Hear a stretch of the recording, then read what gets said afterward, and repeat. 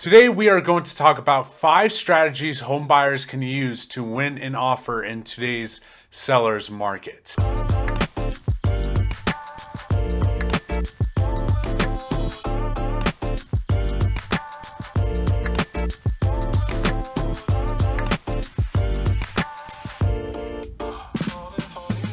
You may have heard from friends, family, and what you have been hearing in the news about how competitive the current real estate market is, and it is super competitive for home buyers. It's been a perfect mix of a low inventory from sellers kind of holding for a while now, especially with COVID, and low interest rates still at a historical low right now for home buyers. So we are seeing a lot of home buyers for such low inventory over here.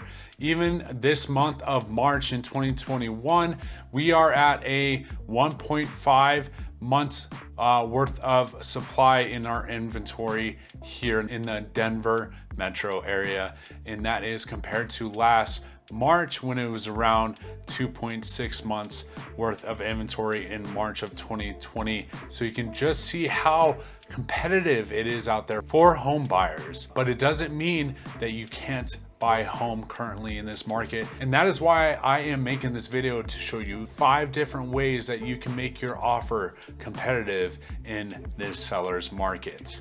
First is putting more earnest money down than they are asking for, to show that you have a lot of skin in the game and you are serious about buying their house. Going on to 2 is waiving any contingencies, and this includes anything when it comes to the inspection and the appraisal. There are several ways you can go ahead and waive an inspection. I know that sounds scary, but there's multiple ways you can go about waiving the inspection and the appraisal as well. But you can, if it's something you're comfortable with, you can buy it as is, or you can put terminology into the purchase contract or the offer that you reserve the right to still inspect the home and get a pass fail. If it fails, then you can move on, but if it passes, that you accept it as is an example of waiving a contingency and staying competitive in this market. Number 3 is including an appraisal gap contingency in your offer. If this is a home that you absolutely love and you know it is a highly competitive seller's market with people asking well over asking price, having an appraisal gap contingency in your offer can definitely strengthen the deal, showing the sellers just how serious you are about buying their home.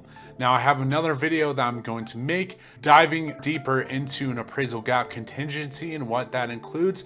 But basically, an appraisal, if an appraisal comes in lower than what you are offering in the offer, then you would be responsible for covering that gap from the appraiser, which is the market value of your home, the actual market value of the home, and then the actual purchase price or the amount you are willing to pay for that. And it's something that we are seeing just about in any transaction or offer in today's current seller's market. Number 4 is to offer a quick close. Now, this may vary depending on what kind of financing you're getting, whether you are paying cash or an FHA loan, conventional loan, VA. They all have their certain timelines on how fast they can get funded and go through the loan process. So for example, conventional, we are seeing around 24 to 30 day close. For an FHA, could be longer than that. Around 45 days is a good bet on those FHA loans.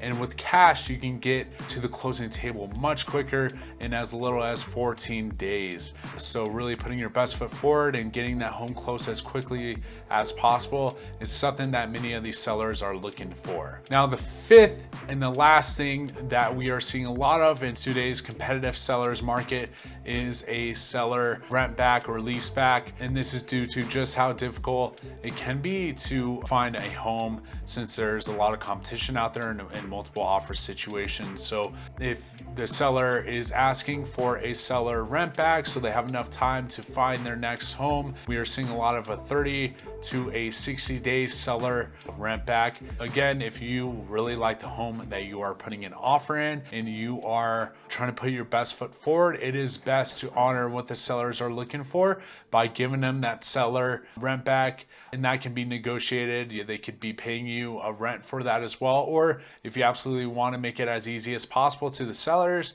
and win that offer, then maybe even offer that seller rent back free of charge while they go ahead and search for their home. If you like this video, please let me know in the comment section below. And if you want to see more, please make sure you subscribe and hit the notification bell. We'll see you in the next video.